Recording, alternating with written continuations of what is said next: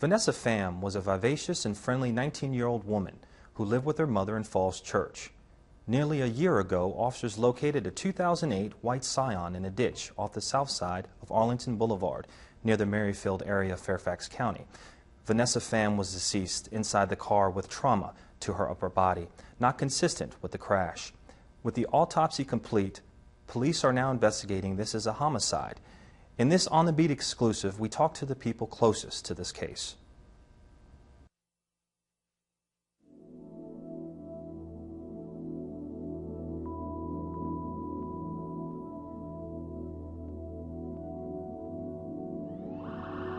Vanessa was just the funniest person you would ever meet. Like, she was so energetic all the time.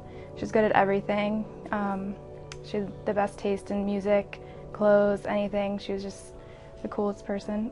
What I miss most about Vanessa is definitely her humor. She could make anyone laugh, no matter what kind of humor they had. She was just such a funny person.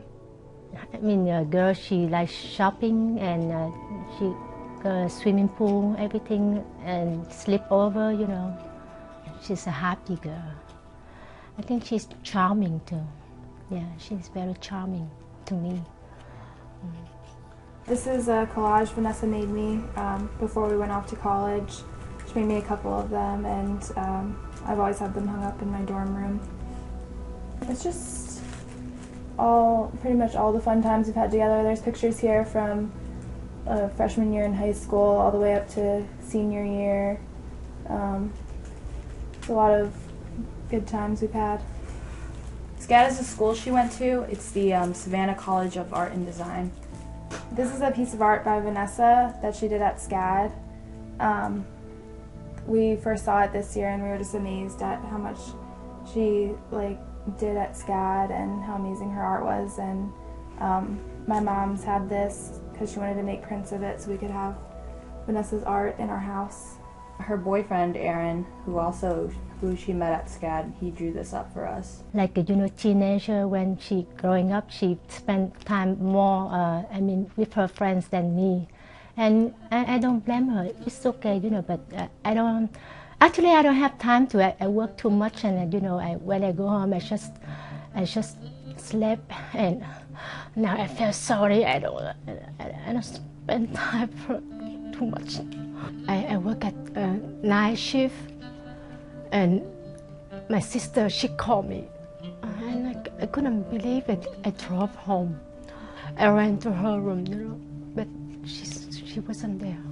She just my only child, and no,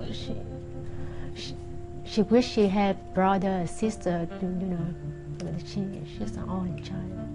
Since she died, I don't interest much for my life anymore, you know. Just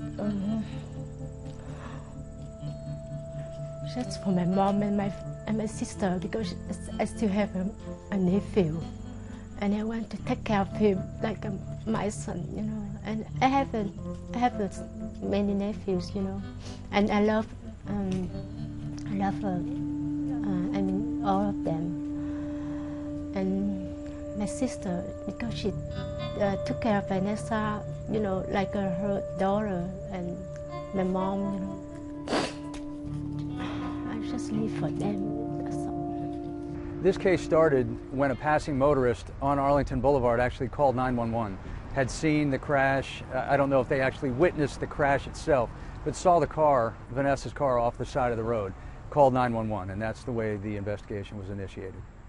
When the initial 911 call came in and officers were dispatched, they were dispatched to what they probably considered a routine vehicle crash. And then it suddenly and tragically changed when they got to the car, looked inside the vehicle, and saw the body of Vanessa Pham, and realized that it was more than a crash. When the detectives started looking into her whereabouts prior to the discovery of her body that day, they found that she had been in the town of Vienna earlier on that Sunday, and then from Vienna she traveled down Gallows Road and entered this shopping center, Fairfax Plaza Shopping Center, shortly after 3 o'clock that afternoon. She was driving a 2008 white Scion with smoke glass removable panels on the top of it.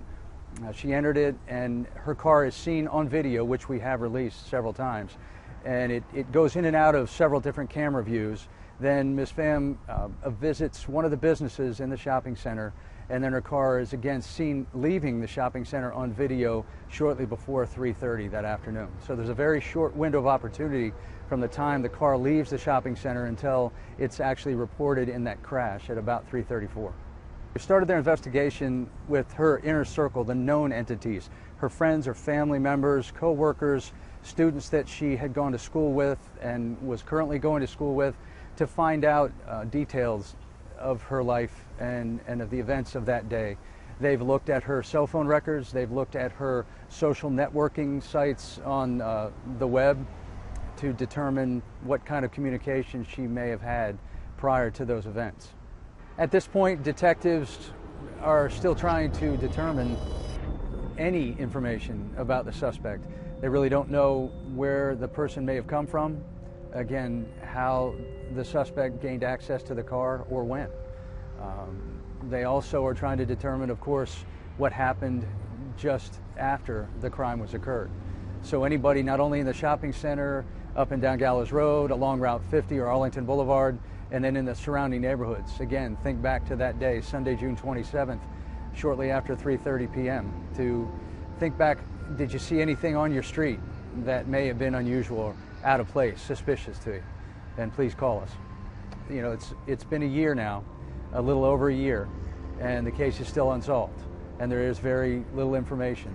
So, you know, I think the family, friends, co-workers, everyone that knew Vanessa is owed some type of explanation, and we would love to bring closure to the case, you know, for justice purposes, but also from a compassionate standpoint, to bring closure to the family and friends. We just want the viewers to understand that this is still an ongoing case, and the fact that one of our best friends were murdered in Fairfax County is still puzzling, and we just want to keep our heads up, and we still want to know from anyone who knows anything to let us know. We just want the viewers to know that anything they come forward with is confidential, and no one's going to get in trouble for coming forward. We just will do anything to know, and just for all the viewers to know that there's a reward out there and no one's going to find out who you are. We just really want to know what happened, and we're relying on the community to bring something forward. Crime Solvers is offering a $1,000 reward, and then there's also a private reward of $20,000. So there's a total of $21,000 reward in this case. If anyone watching the show has information that they would like to relate to the police department, there are several ways to contact us. One being just to call the non-emergency number at 703-691-2131. You can also do it anonymously through Crime Solvers by calling 1-866-411-TIPS. You can text or email your tip to Crime Solvers as well and remain anonymous. You can also contact Detective Robert Bond at 703-246-4057.